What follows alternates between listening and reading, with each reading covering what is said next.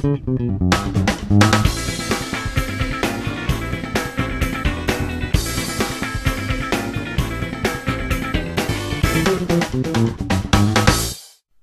I start this review, I just want to say that this feels like the beginning of an end of an era.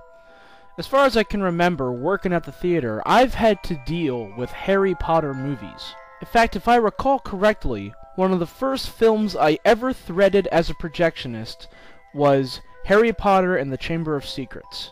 But these movies have been a part of our theater's life for the last decade. It is the end of an era. And whether you like or hate these movies, it is something to sit back and admire. That this same crew, this same cast, for the most part the same directors, keep coming back over and over and making these movies, and dedicating themselves to this story.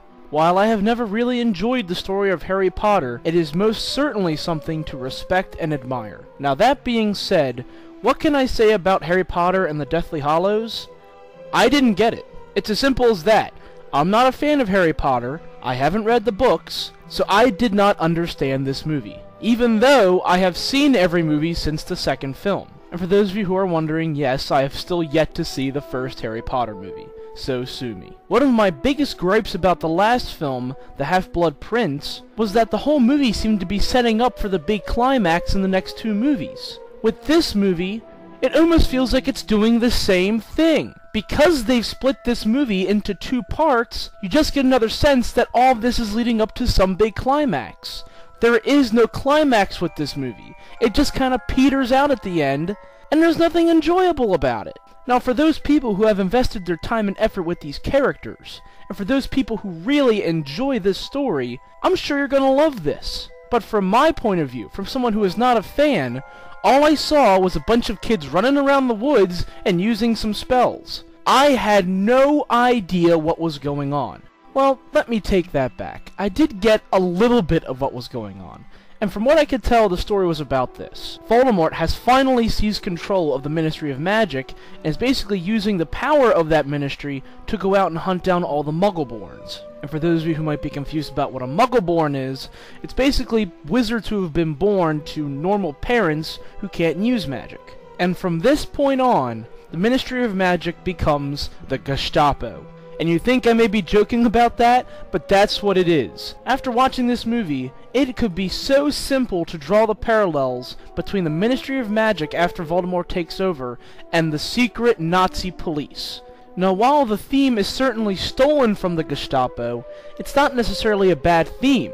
You really do feel sympathetic for some of these characters and what they're going through. So after Voldemort takes over the Ministry of Magic, Harry and his friends decide that they need to go out and hunt down the Horcruxes in order to destroy Voldemort.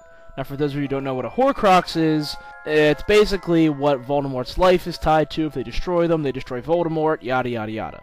But past all that, I don't really know what to tell you about this movie. Because apart from these kids sitting in the woods and arguing with each other, I didn't know what to make of this.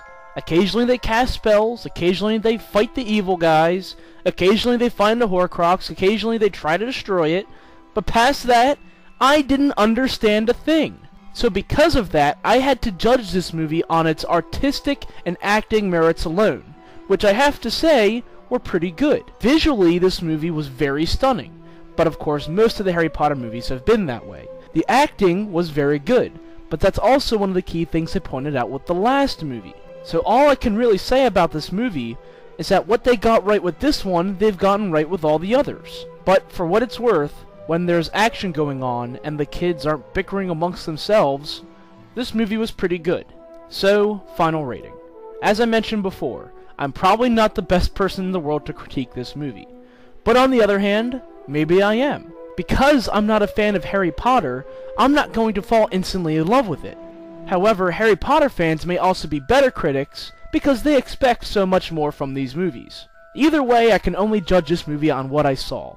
Very good visually, very good acting, but absolutely no story that I could follow. I talked to a few of my friends after the movie, and they are fans of Harry Potter, and they told me that they could follow the story very well.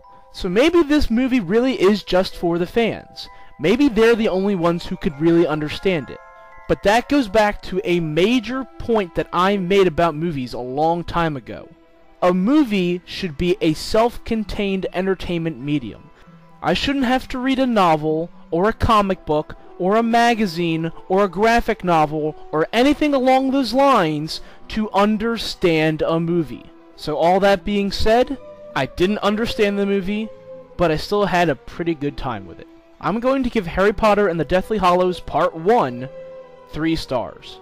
For those people who know the story and have read the books, I'm sure you're going to love this. But if I can give one warning for this movie, it's that it is not for those who do not get it.